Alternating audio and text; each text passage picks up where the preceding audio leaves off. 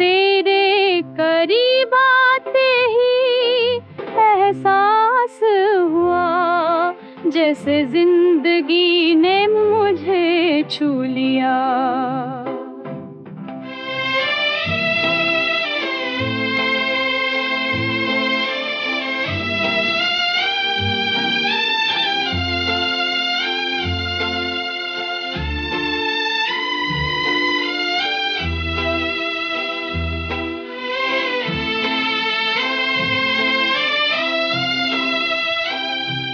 तेरी सांसों की गर्मी का असर मेरी रूह तक महसूस होता है।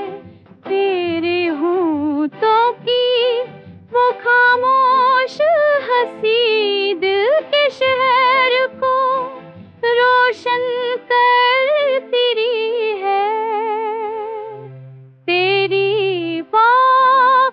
जो हल्का सा जरा उसमें हर गम पिघल जाता है।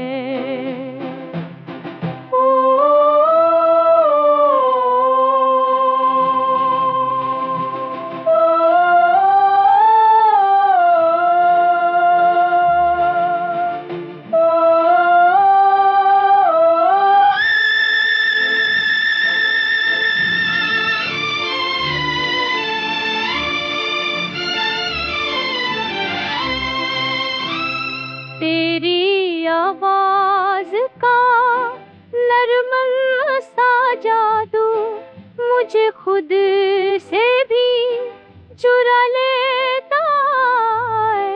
तेरे जिस्म को की खुशबू का नशा सोच को मदहोश कर देता है। तेरे रिया